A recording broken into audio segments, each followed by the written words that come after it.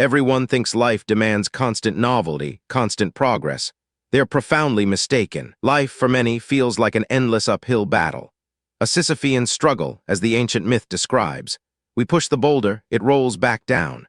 We repeat day after day, year after year, often feeling trapped in a cycle of relentless, repetitive struggle. But what if the very nature of this struggle, this seemingly pointless repetition, holds a profound key to meaning?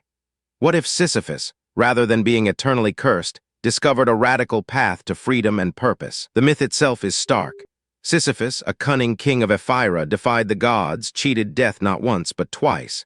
His punishment, to forever roll an immense boulder up a hill, only for it to roll back down just as he neared the summit. It's a powerful metaphor for futility, for the absurd.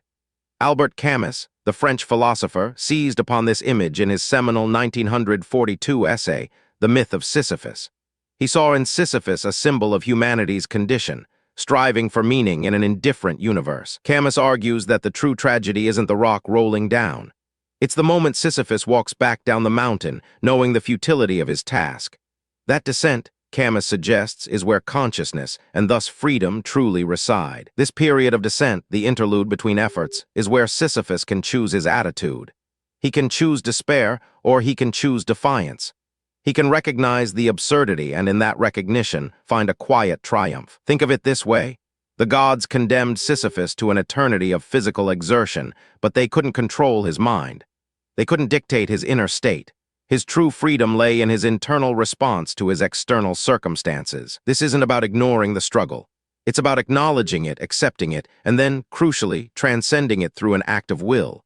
It's about finding joy not in the outcome, but in the effort itself. Consider the modern professional, perhaps an engineer designing bridges. Day in, day out, they grapple with complex equations, stress calculations, material properties. A single miscalculation could lead to disaster.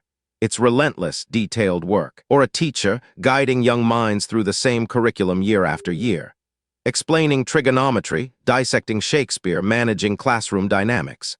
The challenges repeat, the energy required is immense, the progress often incremental. Are these lives inherently meaningless because the tasks are repetitive? Camus would argue no. The meaning isn't found in the bridge magically appearing or every student becoming a prodigy.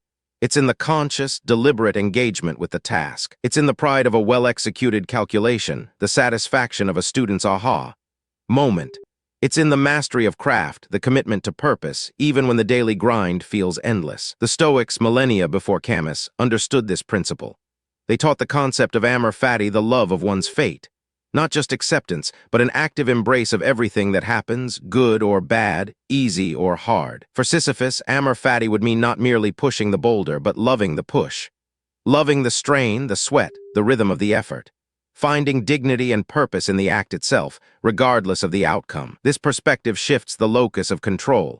If meaning is contingent on external success, on the boulder staying at the top, then we are perpetually vulnerable to circumstances beyond our reach. We become slaves to the outcome. But if meaning is found in the act of striving, in the integrity of our effort, in the cultivation of our character, then no external force can take that away. We are free, even in chains. The challenge is to infuse our daily grind with this conscious awareness. To treat each repetition, each task, not as a chore, but as an opportunity to practice virtue, to hone a skill, to contribute to something larger. Imagine Sisyphus on his descent, taking a moment to appreciate the sunrise, the cool mountain air, the strength in his own limbs. He chooses to make that moment his own, wresting meaning from the very jaws of absurdity. His rebellion isn't against the gods, but against despair. His victory isn't in escaping his fate, but in embracing it with a defiant, joyful consciousness. He chooses to be happy. So when your own boulder rolls back down, when the task feels endless, remember Sisyphus. Remember that the meaning isn't waiting at the summit.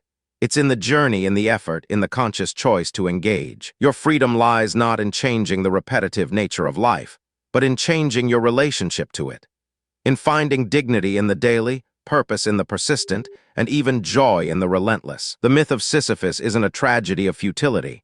It's a testament to the indomitable human spirit, a guide to finding meaning where we least expect it, in the heart of the struggle itself. The boulder is yours. How will you push it? Discover how Marcus Aurelius embraced daily challenges in our next reflection.